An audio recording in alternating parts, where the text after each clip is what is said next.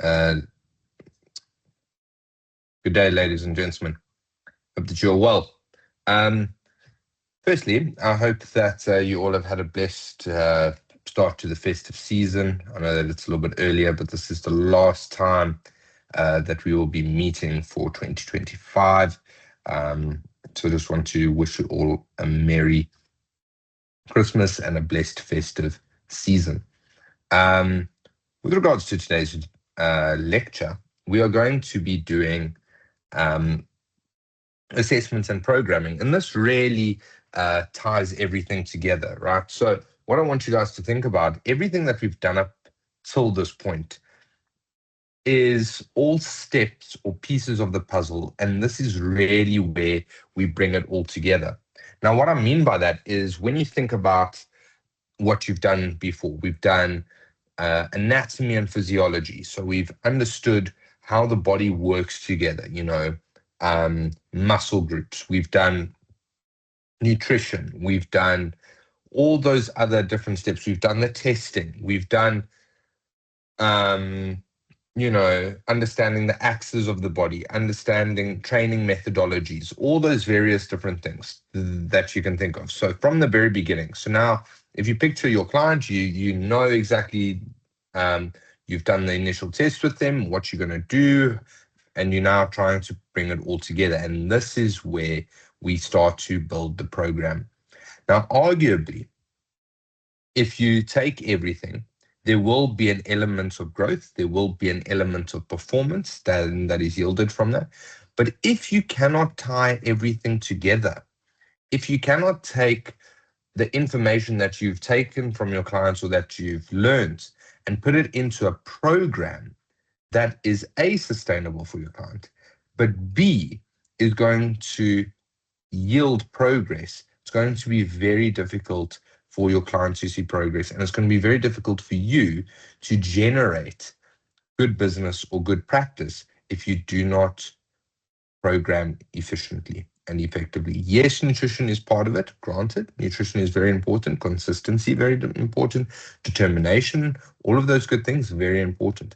But in this space, especially if some of you are wanting to work with athletes, especially if some of you want to work with professional teams or in the professional landscape, or especially if you are in the bodybuilding scene or whatever it may be, high performance, you name it, but even your day-to-day individual programming, the time that they have available and their goals is going to be very, very important. And that's what we're going to discuss today. So starting off, we're going to have the methods of periodization.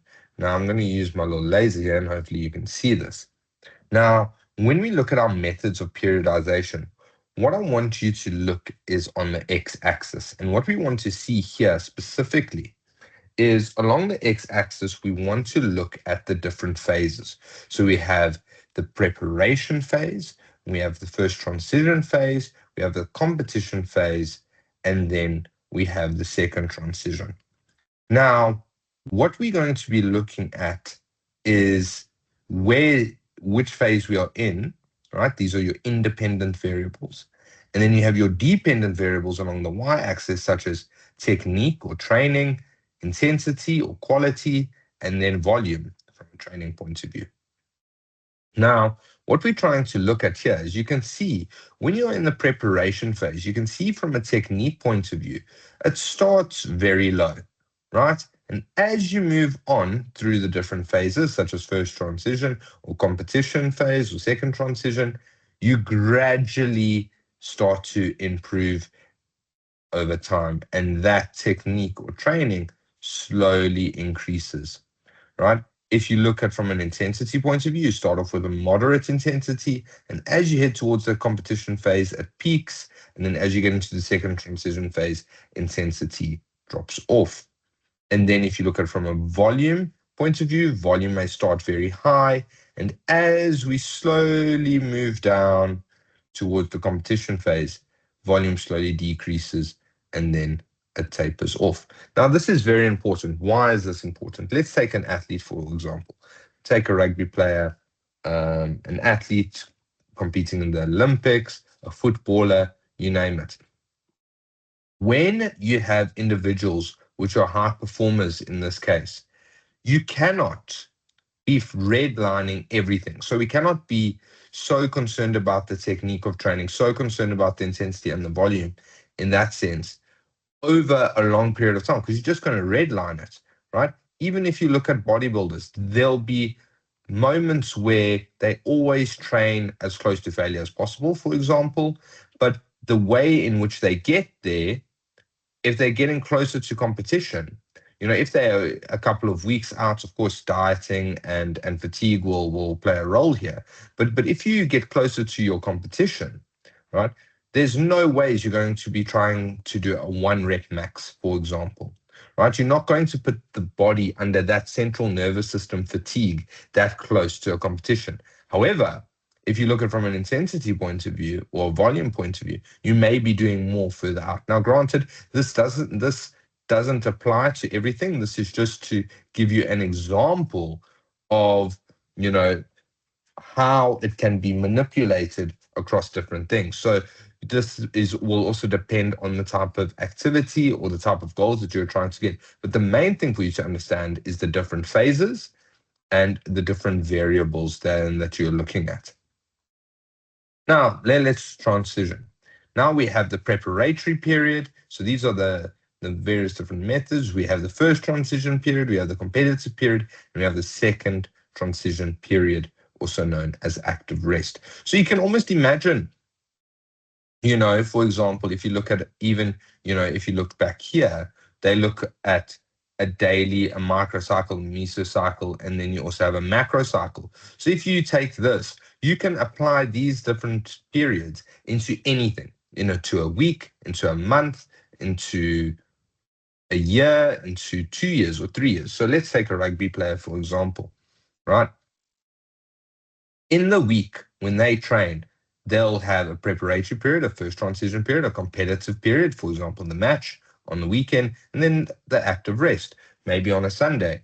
They may not just be completely idle and sitting on the couch. They'll probably go for a run, or they'll get on a bike, or they'll do something just to keep the body moving, to get rid of some lactic acid, stretch out the muscles to avoid cramp and potential injury. And then back when they start the next week, then they'll be in that other microcycle. But if we look over a month, there'll be various periods whereby there'll be a preparatory, first transition, competitive period, which they're working up towards, and then a second transition period, active rest. So it really depends on the individual, what you're trying to do. If you look at an athlete prepping for a bodybuilding show, you could potentially apply this to some degree. When you first start, maybe this is more your off season. So in your preparatory period, then you have your first transition period. So let's say that is prep for your shows, and then you're going to do a couple of shows. Then you're in your competitive period. So for the next month or so, you're competing. And then when you finish, you're not going to go straight back to that, but you're going to slowly transition, have an element of rest, recovery, let the body recover, maybe build up some weight, build up some water, etc., back into your lifestyle.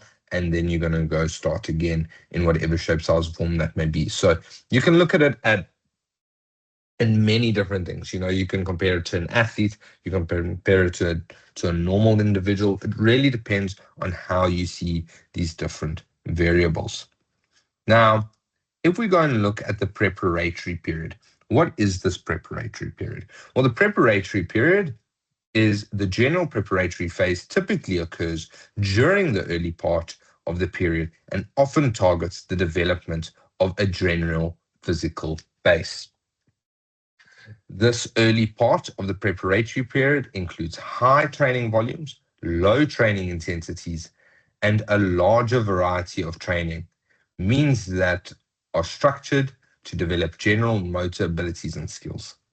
Now, this is almost just getting the body used to the various different exercises that you're going to be doing. You start, you get used to it, and you build that technique. You build that volume, repetition, doing it again and again and again. Let's take an athlete, for example. There's the saying, you first have to learn to crawl, then you learn to walk before you learn to run. Now, if you apply that methodology here, what we can see is what you need to do is you need to get acclimatize your body to it. So you getting used to higher volume, showing the body this is what you want to do. You're almost creating an element of muscle memory if you want to be slightly more politically correct. And the lower training intensities is because intensity, when done correctly, can yield growth. But often, if you just end up being intense, but you don't have the accuracy, that you effectively just spending a lot of energy for not much reward. So here we can spend a lot of energy while gaining that stimulus because the intensity doesn't necessarily be as high as we saw in that first graph. Now, when you look at this, again, you can adapt it, you can look at it at very different ways, but it's like anything. You first got to get used to it. If you take someone who, let's say, has trained more stereotypically towards bodybuilding, whatever the case may be, now all of a sudden they decide to do high rocks. Yes, you're going to go and you're going to start to train slightly more cardiovascular work, or you're going to maybe transition from, that type of training to a more high rocks or CrossFit type of training. You have to give your body an element of time to transition. If you go bang and you try and do a CrossFit or a high rocks competition, the chances of you performing very well, or most people performing very well, is probably going to be very low, in the sense that your body is not conditioned to that. Your body maybe knows how to lift very well for 4 sets of 12. Now, all of a sudden, you have to be explosive. You have to have an element of cardiovascular endurance. You have to have an element of muscular and physical endurance. So there's a lot of different things that are at play. It's the same as if you took someone who did high rocks. Yes, maybe they'd have more endurance, but endurance may be with a slightly lighter weight, maybe not maxing out, with every exercise. And then if they had to come and train with yourself, if you were training in that way, you would probably be able to go for longer and train more effectively in that, until that other individual climatizes, and vice versa. And this you can apply to various different things. You can apply it to running. Everyone wants to get onto the running craze, and that's great. Well done to everyone who is performing really well within that. It's great to see so many people coming into the health fraternity of things, but you have to look at it for what it is. If you have someone who starts running, there's no way that you're going to, within the first week, going to sign up and do an ultra marathon. Very unlikely that you're going to do that. Probably going to have some form of injury, but your overall performance will not be there, right? And that's just because you need time. And this is what we're looking at this preparatory period. Time takes time, but in time, you'll be able to harness those skill sets, like something, learning new, generate that muscle memory, and before you know it, you'll be able to compete effectively. Now let's look at that first transition period. This is the link between the preparatory and the competitive periods, and the resistance training in this period focuses on the development of strength and power. And the central aim of this period is to shift training focus towards the elevation of strength and its translation into power development. So now that you've trained the body, you've trained that muscle memory, you've shown your body, right, this is what I want to do. I want to be able to execute, for example, a bent over barbell row. I want to be able to execute it like this, put my arms here, drive this way, keep my posture in this way. And now you want to slowly start to add weight on to develop that strength and power, right? Now, imagine if you're trying to do that, but you haven't locked down your form, or you haven't locked down the best way to get it done. You're just wasting energy. Where here you can slowly start to add weight, you can slowly start to develop that strength and power. And I think a lot of the time, across all different fields, we want to try and rush these processes. We want to try and go from A to B straight to Z straight away. And I think what often is undervalued is the little things. Now, of course, we can all dive into what little aspect, etc. But I think it's paying attention to the simple things, paying attention to, for example, with nutrition, it's keeping it simple, paying attention to the realities of what it is. And before we get all in depth, because a lot of the time we want to get into the intensity of it, we want to get into the in depth, we want to get into the high performance of it. And granted, those are very interesting and wonderful things, but all that high performance is a macro sized view of the simple things, right? It's just on a bigger stage. It's the same with bodybuilding or anything else, a sprinter training for the Olympics.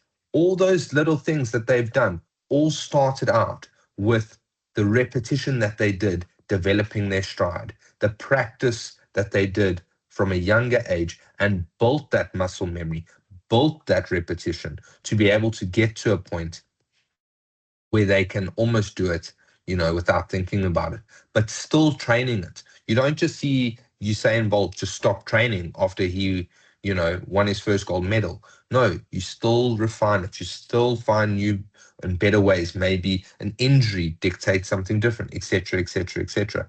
And you keep working at it. Same as with the bodybuilding thing. The same principles that apply to training when you start out are going to be the same principles that you apply to training, when you are at the highest of highs across all of it. Doesn't matter if you're a general population client, a high performance athlete, whatever the case may be, the principles remain the same. And that is what I encourage all of you to understand. You are going to have to find a way in your own capacity to apply it to yourself, to apply it to your own field, to apply it to your own profession. But it is the simple things that need to be ingrained before you move on. And that's what these periods are there for. These periods are, you could move them around, you can prioritize different things, but you need to have an element of understanding that you have to progress from one to the next, and slowly but surely you will get there. Now, there are different ways you can go about this. There are different applications you can give to it. By no means are my applications the only or the most perfect ones. There may be something that is slightly more unique to yourself or to your client or to your industry or your profession that you want to mitigate to cater better for that, then by all means, but the principles still remain the same. Then we go into the competitive period. And what we are looking at here is the central training target during the competitive period is preparing the athlete for completion, not completion, for competition, for competition by further increasing strength and power via additional increases in training intensity while decreasing volume. The competitive period includes peaking and maintenance. For peaking, athletes use very high to low intensities, such as 50% to 93% of the 1 rep max, and very low volume 1 to 3 sets of 1 to 3 repetitions for 1 to 2 weeks. For maintenance athletes, modulate training between moderate and high intensities of 85 to 93% of the 1 rep max, with moderate volumes about 2 to 5 sets of 3 to 6 repetitions. Now, here you can already see, now we're starting to, from a scientific point of view, to really look at this and gauge what are we trying to achieve here, right? If we want to look at very high intensities, we want to keep that there, the 1 rep max, but normally there's a sliding scale. So the higher the intensity, normally the lower the volume, right? Just because of muscular endurance, and you're trying to ensure that what are you trying to get out, right? So here, what we want to do is further increasing strength and power, right? So what we're going to do is we're going to decrease the volume, right? So we can focus slowly on the strength and power of those reps. And then by default, because the weight is going up, right, because we're also increasing elements of intensity, that is why the subsequent volume slowly comes down. Now, you'll probably then say, but what about if there's bodybuilders who train more volume? You have to understand, when you look at that, they are training to develop a certain physique. They are training to develop a certain outcome. And that may be the case for other athletes as well, not just bodybuilding. You may be training for a certain outcome, and some of these may need to be tweaked to cater for that profession, right? But again, I emphasize the principle remains the same, or the approach should remain the same. So when you look at athletes from a maintenance point of view, you can see how you've now catered from a maintenance point of view by you've increased that intensity, so the variance between it is smaller, or the window from 85 to 93, whereas before it was 50 to 93 of the 1 rep max, and about 2 to 5 sets of 6 repetitions. So there you can see you're looking at more sets, but slightly more repetitions. So you can see, because you're trying to maintain, you're not necessarily focusing on getting there. So now you want to keep it there to the best of your ability. And over time, you'll have to change that. It's the same as if you start out training chest and you lift 20 kilograms. There's no way that that 20 kilograms is going to be able to yield you that progress over a year or 2 years. You're going to have to slowly change that. And as you increase that, you are directly changing the intensity of it, right? You're increasing the intensity. And that's one of the things which doesn't matter if you look at personal trainers, if you look at high performance coaches, whatever you want to call them or be associated with, right? The key thing is going to be intensity. Anyone can train high volume. Anyone can train low volume. Anyone can train 5 days a week. Anyone can train 3 days a week. The difference between the people who yield benefits out of those and the people who don't, 9 times out of 10, comes down to intensity.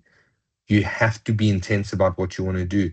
You have to have an element of, right, this is what I'm going to do in this amount of time.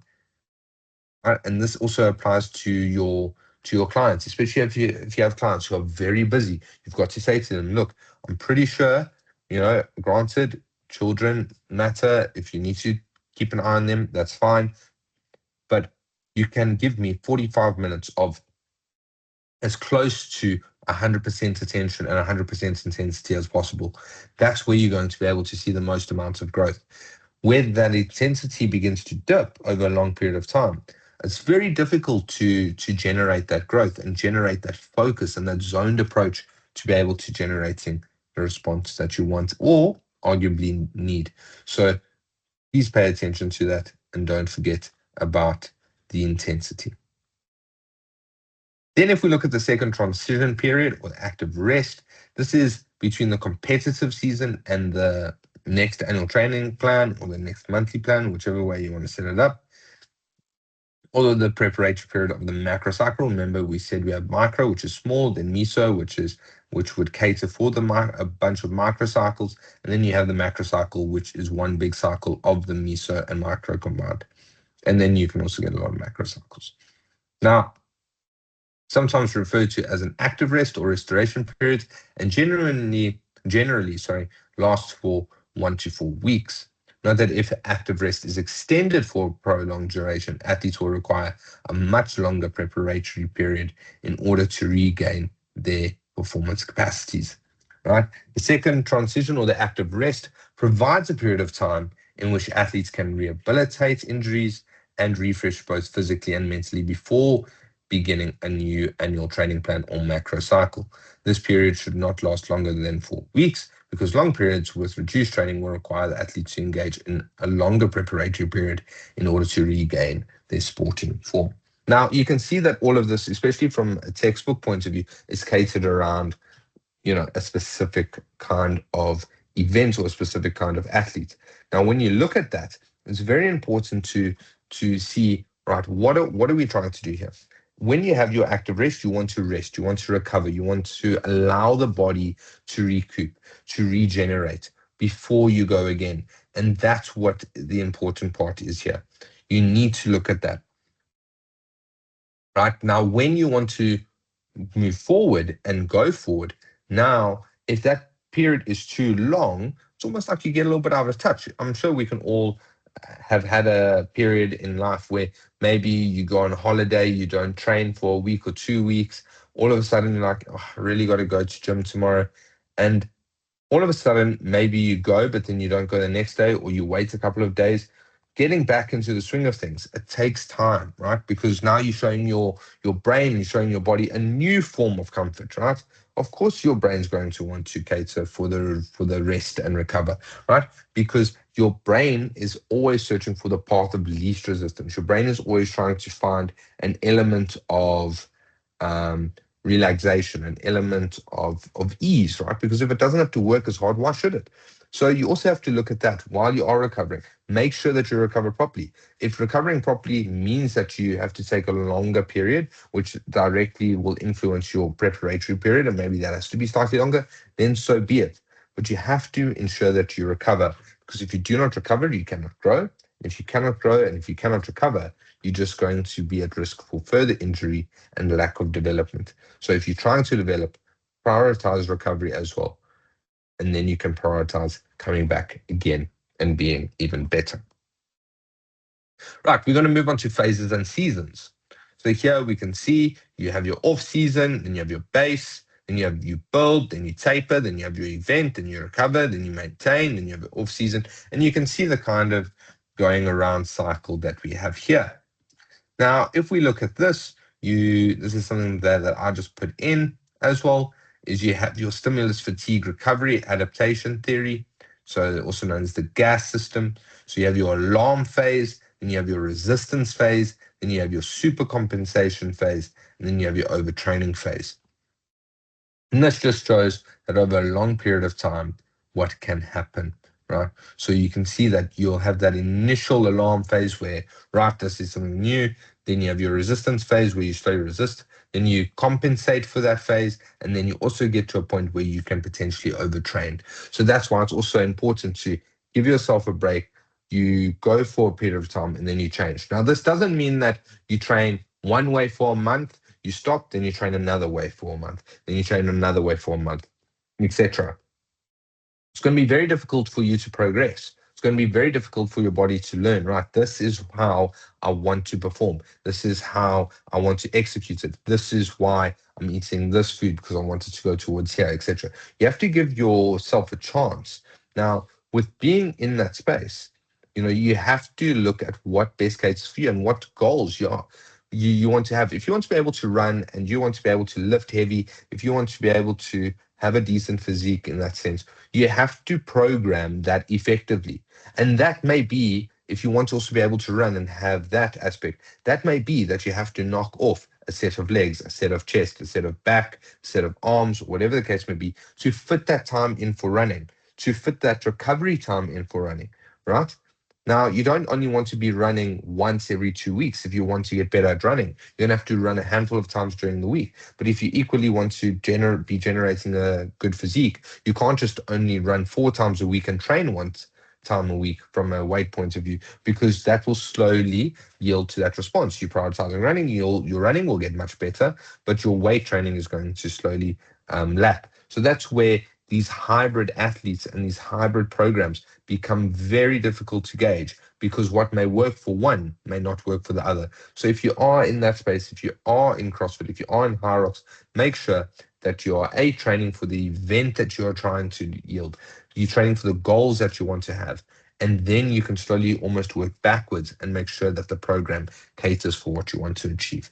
If you don't want any of that and you just want to train for normal fitness and well-being, a program can be catered for that. If you want to train for bodybuilding purposes, a program can be created for that, etc., etc. Everything, a program can be created for that. But if you do not have a distinct idea of where you want to go and what you want to do, that is when problems arise. And sometimes you get so engulfed into your program, or you can have clients become so dedicated to a single program that they almost just keep going up, up, up, up, up. And eventually, like you can see here, you can get to that overtraining phase. And that's where injuries can begin to happen, because you're so used to going, again and again and again, that all of a sudden you forget to just have a break and you reach an element of breaking point. Now, phases and seasons, we have the off-season, the pre-season, in-season, and the post-season, right? We can see here, we have that from earlier. We have that hypertrophy, strength and endurance. We have basic strength, strength and power. We have the peaking or maintenance, and then we have the active rest. And you can see how that's what we've kind of done. You want to build the muscle, right? Strength and endurance. You want to then you have that basic strength. You look at then taking that strength and looking at increasing it and looking at adding some power to that, right? Then you peak or you maintain that, and then you active rest, and then you come back. You start with the hypertrophy and strength endurance. You want to become good at doing it for a long period of time so you can refine that skill set. You then train for that basic strength. So you increase that intensity without paying too much attention to the endurance. Then you transition to the strength and power, which we saw, how the training caters for that, and then you have that peaking or maintenance, which we also saw, that 83 to 93. And then you also have the active rest, which we've just gone through. Now, if we look at the hypertrophy strength or endurance phase, this involves low to moderate intensities of from 50 to 75% of the 1 rep max, and high volumes of 3 to 6 sets of 8 to 20 repetitions. So you can already see, starting out, we're going to be training that muscle memory. We're going to be acclimatizing the body to this new form of training. We're going to be prioritizing the endurance, but catering for an increase in volume with moderate intensity. Now you can see it caters between 50 to 75% of the 1 rep max, right? That's very high from an intensity point of view, right? Especially when you look at the volumes. So that's looking at, for example, if you look at 100, let's say the 1 rep max is 100 kilograms, you're looking at lifting 75 for 8 to 20 reps, or 50 for 8 to 20 reps. So when you start to look at the volume, and that has 3 to 6 sets, you can eventually begin to see why there is an element of endurance. Because let's say you reach 20 for each. That is, if you look at 6, that is 120 reps, right? How many of those are going to be done at the 75? So you have to look at that and see this is where you want to improve and what you're trying to do. We then have the basic strength phase. So here, when we look at from a basic strength point of view, the phase involves higher intensity of 80 to 95% of the 1 rep max, and moderate to high volumes of 2 to 6 sets of 2 to 6 repetitions. So here we can already see we've scrapped the 80 to the 8 to 20 reps, and we've also scrapped the 50 to 75%. Here, under the basic strength phase, what we now want to do is move on from that. So we're going to bump up the intensity a bit, right? We're then going to account for that. We're going to slowly, decrease the amount of volume. Yes, there's still the same amount of sets, but the amount of repetitions per set has decreased. So before, if we took the maximum of both, 6 and 20, that gave us 120. And then when we look at here, where you have 6 and 6, that's going to be 36. So you can see how now you're catering more for that strength, because you want to build that basic strength. So it's a ebb and flow. It's what you need to be able to see, because when you have clients starting to perform, you can already see, right, you're going to change that program. So maybe that hypertrophic and strength endurance phase may start off, and that's going to be a 4 or an 8-week progression depending on your client. Then you'll be able to see what their results, with what they are logging, right? You can see that increase in that strength, right? And then you get to here. Now we really want to see what we can do, and we're going to bump that up, and you can slowly start to see the numbers working, the numbers changing, the physique changing. Because by default, if you're getting stronger, you have more muscle because you're able to use more, to produce more, right? And then if you have more of that, then by default, all the others are going to subsequently begin to increase as well. So you really do need to look at this, as a continuum of one to another. You have to look at what we started off with, the different, like the preparatory period. So you have to start off at looking at the different periods. Now we've looking at phases and seasons. Of course, we did see we had the off, pre, in, and post season, and now we're looking at the different phases. Or the different phases, to be able to see where we are now within that, right? Now we then have the strength of power phase. The strength of power phase involves low to very high loads of 30 to 95% of the 1 rep max, depending on the exercise, and low volumes, 2 to 5 sets of 2 to 5 repetitions. Again, looking at the max, 5 times 5, that's 25. So we've gone from 120 down to a maximum of 36, now down to a maximum of 25. But you can see that intensity has climbed now to 95%. Yes, the interval for that is 30 to 95%. But if you are pushing the upper limits of that, you can see that you've just gone from 80 to 93 in the basic strength, and now you've gone to that next level of chasing that 95, right? And maybe to some people it may not seem like a lot, it's just 2%, but that could potentially be 2 kilograms if you look at 100 kilograms. So it's different for everyone what that percentage breakdown would be like. But imagine if you've just made that final rep, right, at a 93% for 6 sets of 6. Now all of a sudden you need to go and you need to do 95, but for 5 sets of 5. All of a sudden that 2 kilograms is not just 2 kilograms in isolation, whereby you can pick up a 1 kg and a 1 kg, or you pick up a 2 kilogram dumbbell or kettlebell or whatever the case may be, or 2 kg plate. All of a sudden now you're like, but this is so light. But that, from an accumulative point of view, right, can be, the difference, in terms of generating that required outcome and that required response. So that is what we are looking at with the strength and power phase. If we move on to peaking or maintenance, now we've got to a point where maybe we're happy with our strength, we're happy with our power, we built that up. We started with the endurance, we got to the basic, we built it up. Now we want to maintain. Now we get to a point where you're like, I'm really happy with the way that I'm looking. I just want to maintain this element of growth. I want to maintain this comfortability. You still being able to, see some results, but you just want to, you're happy. You maybe don't want to get bigger. You're not necessarily that interested in getting stronger. You just want to be able to maintain here, so that your performance on the back end, for example, in sport or maybe in competition, is able to be prioritized, and you're just focusing on maintaining the training and maintaining the approach that you've done to get here. You're not necessarily looking at improving just yet, or focusing solely on improving is better. Sorry.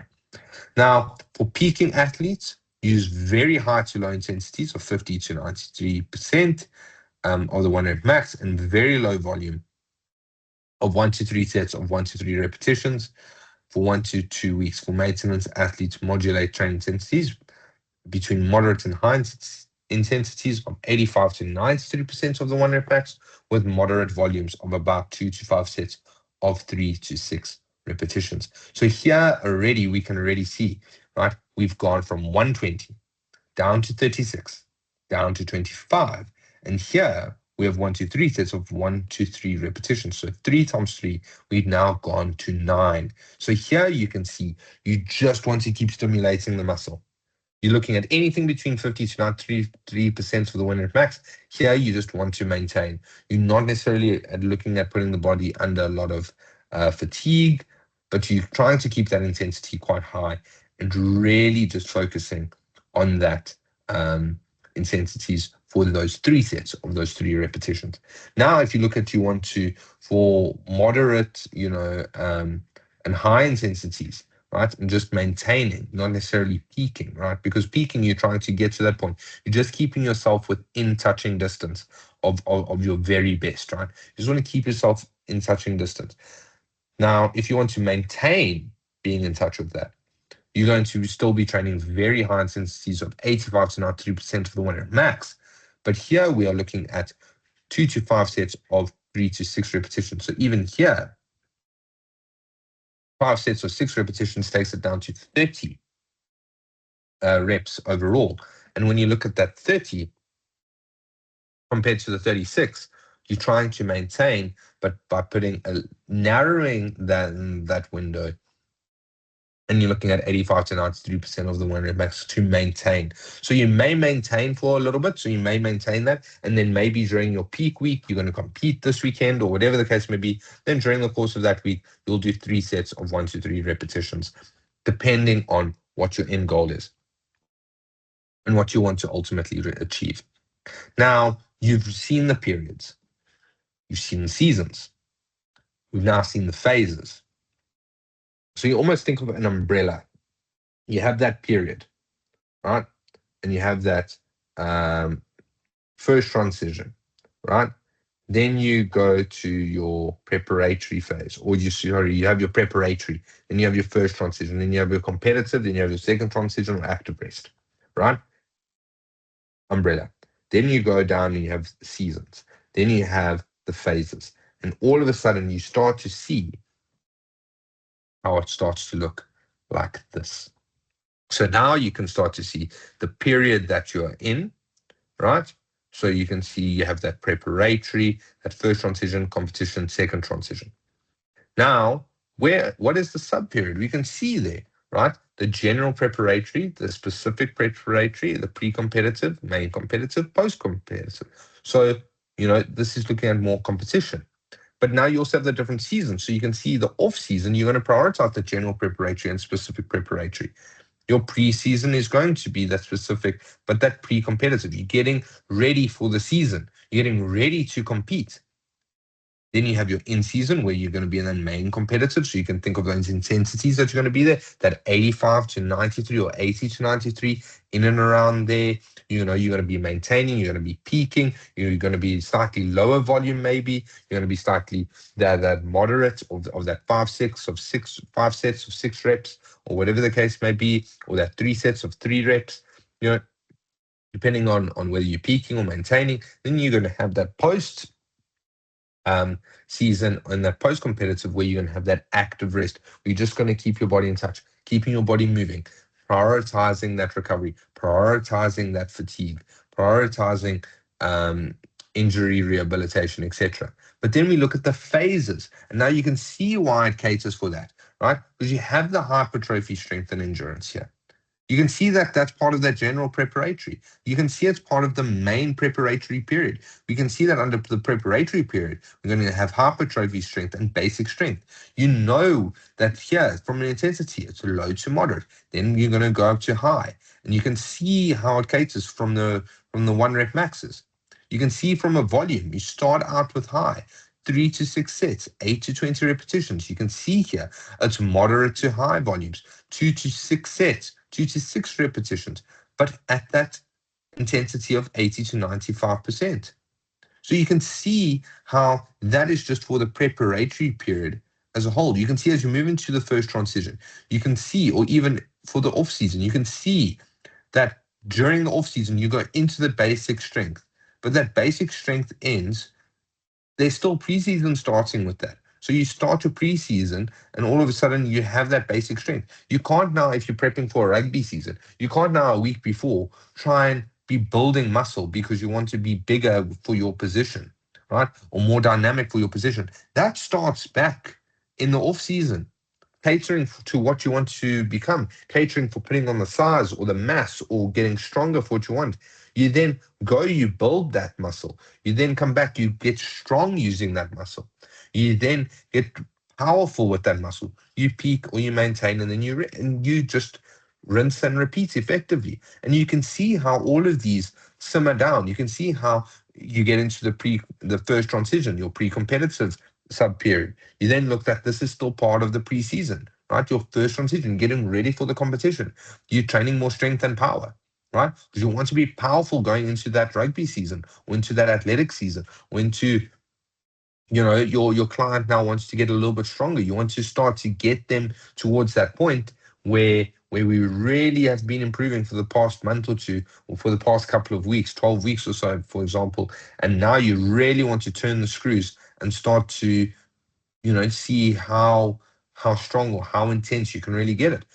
But you still have that strength and power, still very high or to some degree low volumes. You can see it depends. You're either going to be 87 to 95, or you're going to be the 32 to 85. It really depends on what you're trying to get out. But your volume is going to be lower to account for that increase of 2 to 5 sets of 2 to 5 repetitions. Then you get to the competitive phase. Now you're in the competitive season. Now you're in season. So now you're either peaking or you're maintaining. And that will dictate whether your intensity is very high to very low or moderate to high, which would then dictate your percentage of 1 rep max that you're going to be looking at from a weight point of view, 50 to 93 or 85 to 93, depending if you're maintaining or if you're peaking. But then because you're now looking at that, your volume is a resultant of that. So now if you're peaking, your volume is going to be exceptionally low of 1 to 3 sets of 1 to 3 repetitions. But if you're trying to maintain in that competitive period, you're going to have low to moderate volumes of 2 to 5 sets of 3 to 6 repetitions. This is going to be dependent. So you see how now everything is starting to build together. You see why I say it's building everything together, building that puzzle, coming together to yield the best response, to yield the best program for you to generate for your clients. And that's what we have here. And then you have your active rest, your recreational activities, which may not involve resistance training. A lot of people go on holiday, but they still keep moving. They may do some swimming. They may do some cycling. Whatever the case may be.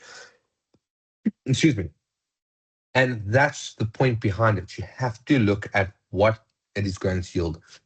You have to look at how you are going to program it effectively, over what period. How long is this whole periodization model going to be over? Is it over a year? Is it over a couple of months?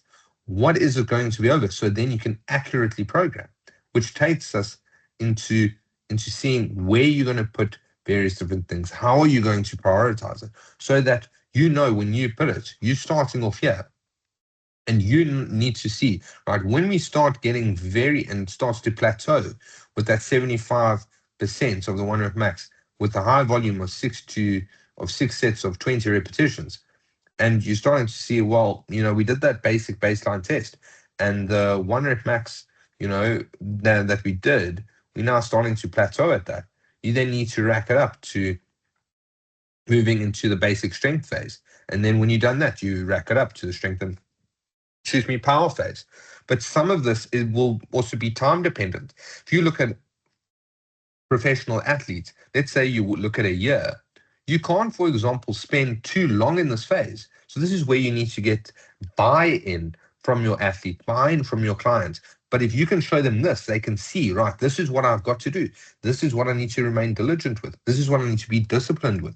Because if you can get them to buy in here, then they can progress to the next phase and the next phase. But if they don't understand why or where they need to improve and the intensity that they need to apply and abide by, this model will not work, because you cannot stay here for 3-4 months and then all of a sudden you want to get basic strength and power done in 2 weeks, right? Because you know that the season's starting in 2 weeks. It doesn't work like that. That's where injuries come in, because you're trying to force something that isn't physiologically there. You're trying to put yourself in a position that you haven't trained for, right? So you have to pay attention to this. And if you can understand this and add that value to your client, you'll be able to get them to buy into something that they can see, rather than being like, well, you see, we're going to continue like this. I really want this. Why is my volume so high? Why? Why is my volume so high? Why can't I, if I know that I'm stronger, why can't I lift more? Why? And that's where you need to be able to validate why you're doing what you're doing to where you want to go. But if you can say, right, your goal is to perform X, your goal is to be the best rugby player or the best athlete or the best mom or whatever. Your goal is to do this because you're prioritizing this. This is the plan that we set up. This is what I need you to do. We're going to go through these phases.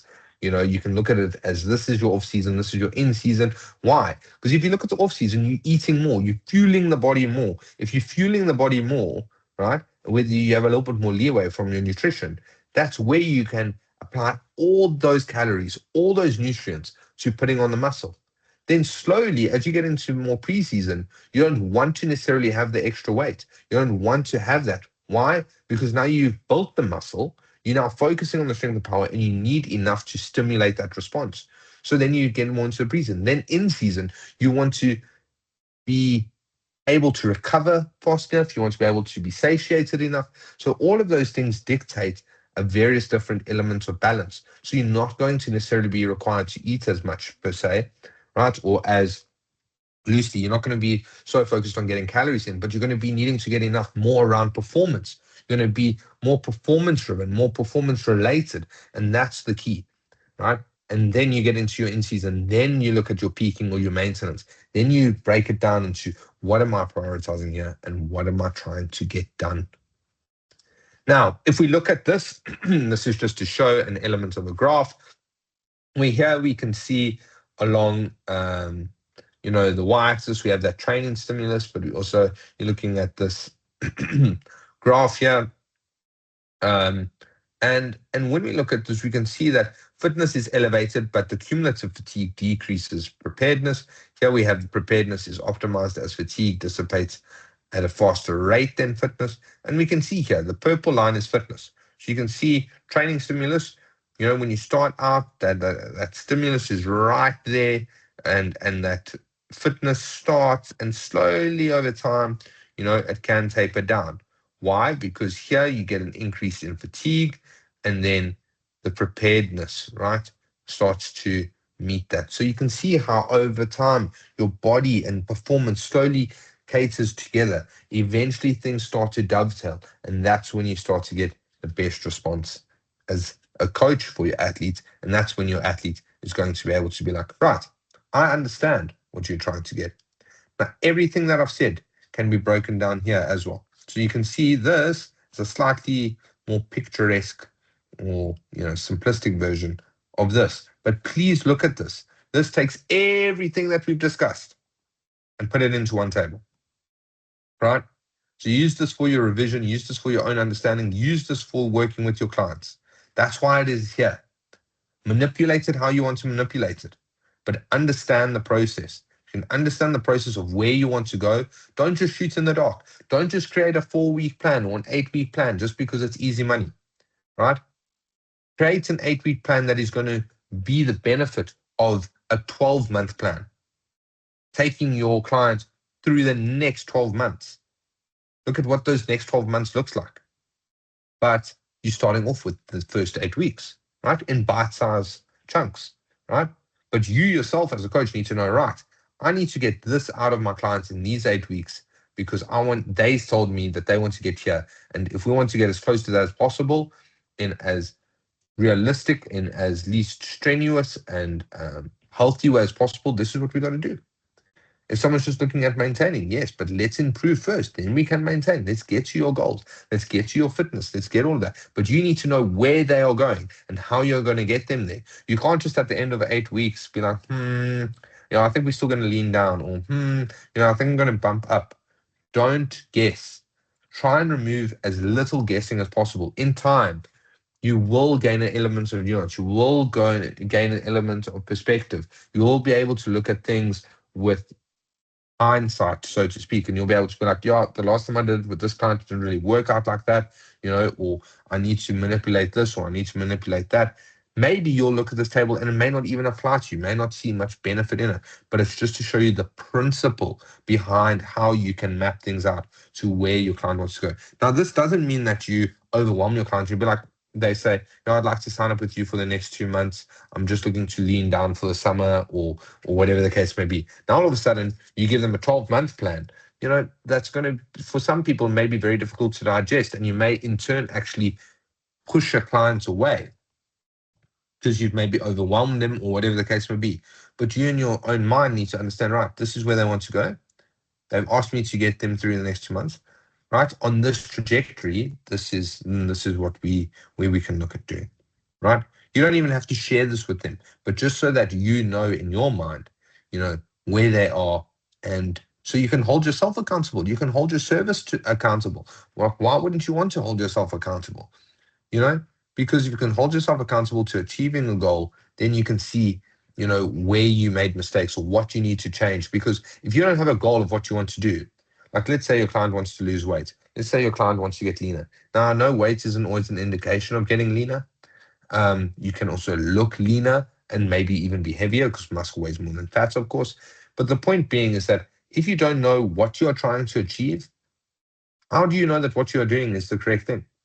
So if someone says, I want you to help me increase my performance from a squat point of view, if you don't know that that's what they want to do and they just say, no, I want to get good at squats. Okay, what do you mean you want to get good at squats? You want to get good at squats because you just want to know how to squat better. You want to know how to squat heavier. You need to know where you're going to go, or where your client wants to go, so that you can take them in the right direction. And this would be a perfect way for you to just hold yourself accountable in that sense.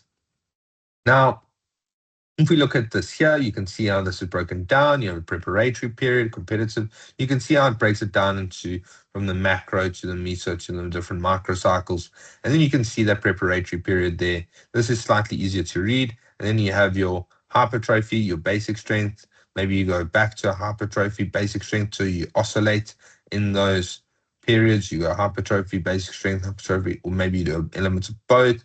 You then have an element of active rest. You just recover, you come back, you have your strength phase, basic strength, or strength and power rather, and then you maintain and you have your active rest. So you see how you cater for a little bit of both, right?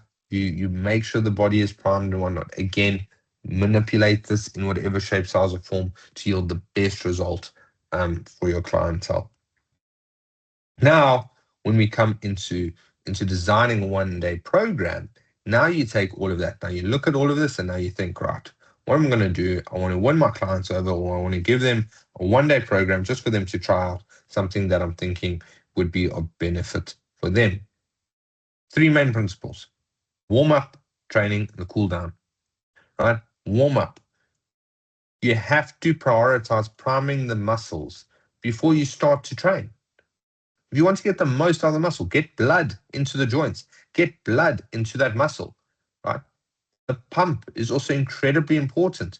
You want to get muscle to that area. You want to get, blood to that muscle so that you can feel it, so your client can build that mind-muscle connection. But if they haven't warmed up and then you put them on the bench press and you're saying, well, can you feel it?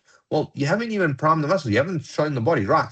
We training chest today. We training legs today. You feel all the blood going there? Right. Our nutrient shuttle here. Right. And then you slowly but surely, you warm up. You get the body warm. Now, this doesn't mean you need to warm up for 40 minutes. Right. Doesn't mean you have to warm up for half an hour. But do an element of warming up that is going to save your joints in the long run, or give your joints more endurance over a longer period, right? Because you're getting blood into them, you're getting nutrients into them. You're not just going straight in and running the risk of injury. And that's arguably what missing a warm-up does, is you are increasing your chance of injury, because a lot of injuries start by just not warming up, by not getting the body working, by not getting it flowing. And then when it doesn't move smoothly and it moves from a rugged point of view, that is where injuries start to form. Then you have a training point of view. Then this is going to be a training block, whatever you're trying to achieve here. This may be, you're doing a leg day, you may be doing a chest day, you may be doing push-pull legs, and you're on the pull day. This may be your high rocks day, and you're going for competition. You need to ensure that you warm up, but then you train and you know exactly what you're going to do. Don't second guess. Make a decision. Don't let your clients second guess. What are we doing today? Let them know. Right, tomorrow's legs. A lot of clients probably aren't going to enjoy that because it's hard. But let them know. Let them know exactly what you want to do. You need to know what the plan is. You need to know what you need to execute. If you're training in a gym and you know that it's busy, and you know that your client's coming in to train legs tomorrow, and you only have 2 squat racks, 1 leg press, 1 leg extension, 1 hamstring curl, you need to be prepared that should those machines not be available, should that equipment not be available, how can you transition? What can you do in its place? How can you, maybe, if you've planned a dumbbell workout and you come in and all the dumbbells are taken, how you can transition to a barbell workout? Or if you planned a barbell or a Smith machine workout or a machine workout, how can you transition that to a free weight workout? You need to be able to look at that. And then you have the cool down. Then you just allow the body to just come back to center, right? Let the heart rate come down. Foam roll, for example. Do some stretching. Make sure that you keep the muscles as flexible as possible, as mobile as possible, right? A mobile and a flexible muscle is a strong muscle, right?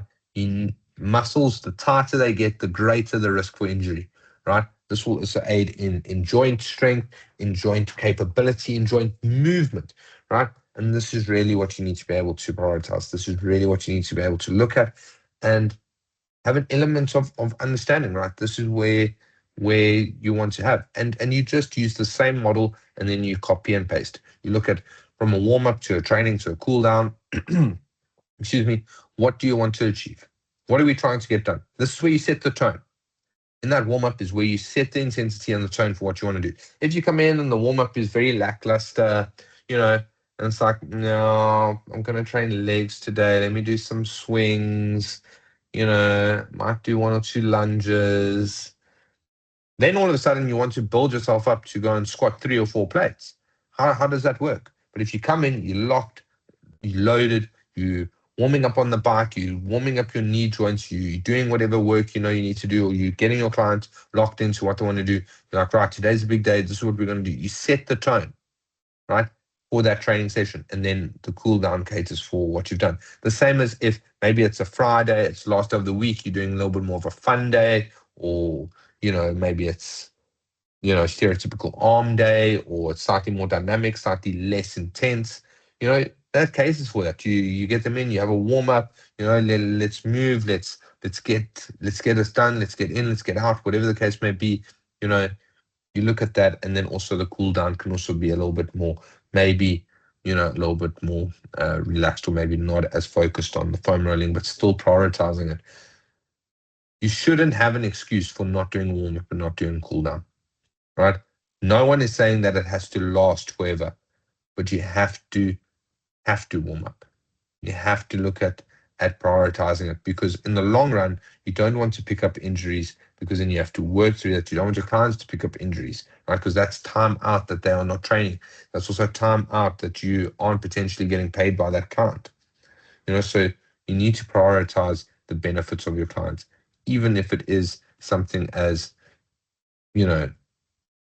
rudimentary as warming up, training, and then cooling down. Now, what are some guidelines for designing a program for the general population? Define clear objectives for your program. Make sure that you have that. Understand the diverse needs and interests of your target audience. What do they need? What are their interests? What are they trying to achieve? Understand your client so you know how to serve your client. Ensure adaptability and inclusivity in your program. As I said, if they're training on their own, or if they go to a different gym, what can they do if that is not available? Can they complete that program without your supervision? Make sure it is adaptable. Create engaging and relatable content. If you're putting out on an app or whatever, and you wanted to teach people stuff, and you're there and you're like, hi guys, this is how I do a squat. How do you expect them to buy into that? If you're not passionate about what you do, if you aren't going to show energy and effort to what you are doing, to your side of the bargain, how do you expect them to pay the same amount of courtesy to you if you can't pay that to yourself?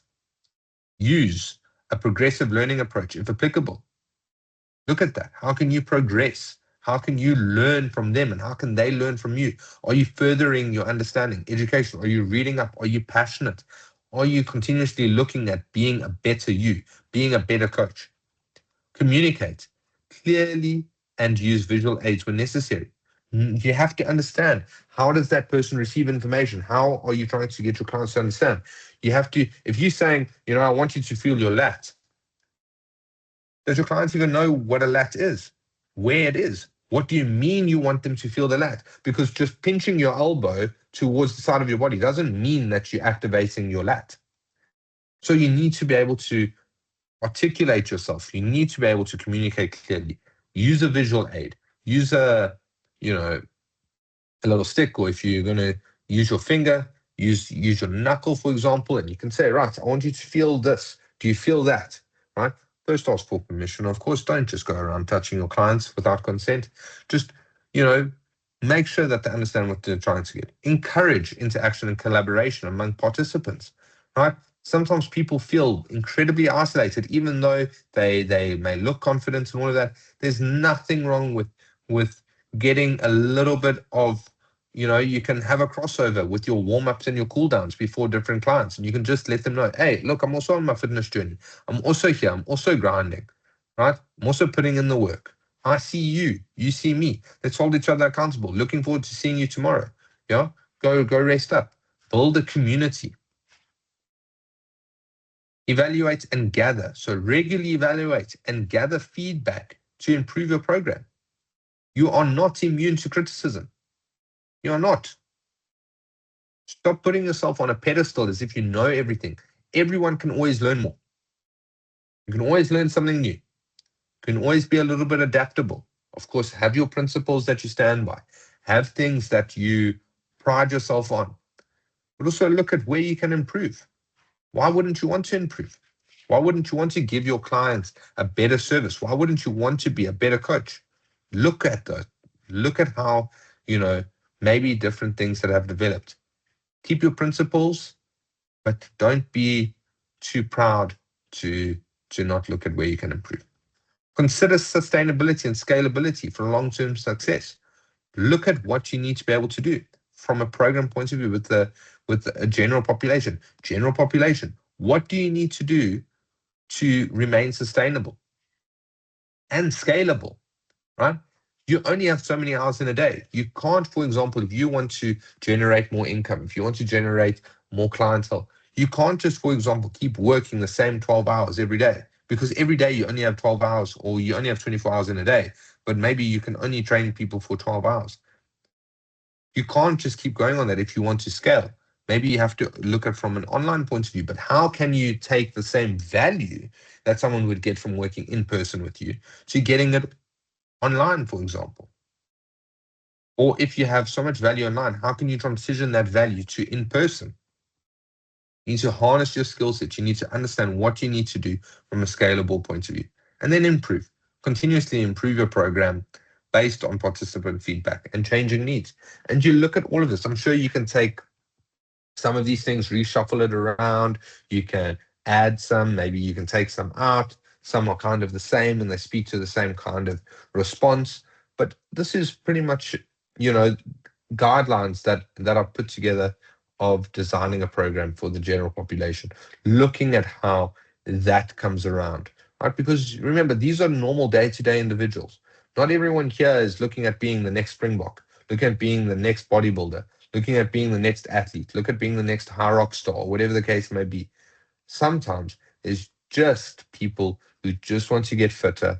They just want someone to hold them accountable, who want them to improve their health, to take them on a health journey to increase their vitality, increase their expectation of themselves, to challenge themselves to do something new, to do something that they maybe thought they never could do, right? So look at that, keep in touch with what's going on, and just, remember that's what you have. So just a recap from today, we started out with the methods of periodization. We looked here, at the periods. We went through, the preparatory period. We went through the first transition. We went through the competitive. We then had the second transition period of active rest. We then saw we had the seasons and the phases, or the phases and seasons. We then looked at here on what happens, if you stick too long, in that supercompensation phase, and then you get to overtraining. We looked at the different seasons, off, pre, in, and post season.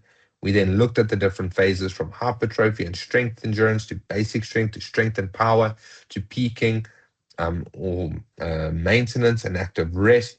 We saw what those were. We then saw how everything comes together, specifically with the intensities and the volume interchanging based on the phase and the season and what we're trying to get out of the athlete. We then also saw this put together in a very much of a slightly more simplistic way. And then we were able to then see, right, the importance of a warm-up, training, and cool down. And then we have the guidelines on how we can continuously improve ourselves and our service offering for our clients. So thank you, everyone. Thank you so much for your time. Thank you so much for the effort that you have given this year. I look forward to seeing you guys move up to the next qualification next year. For those of you who are finishing off, I wish you nothing but the best of success in your next, aspirations and in your next adventures. Please, remember the principles. Remember that you can do anything that you put your mind to. Stop living your life with these guards up and living up to the expectations of others. Live up to your own expectations. Live up to the belief of yourself. Live up to who you dream of being. And then from there, you can become a better asset to your friends, family, loved ones, business, whatever the case may be. But it starts with you, right? Don't give up. If you have a dream, pursue it. Nothing's going to be easy, right? But you can get it done. Believe in yourself, stay true to yourself, and never give up. So thank you, guys. Thank you for a wonderful 2025. I wish you all nothing but the best of success going forward into whatever you choose to aspire to achieve. Keep working hard, and have a Merry Christmas, a Happy New Year, a blessed festive season, and looking forward to it. Seeing you guys hopefully again sometime soon. Thank you.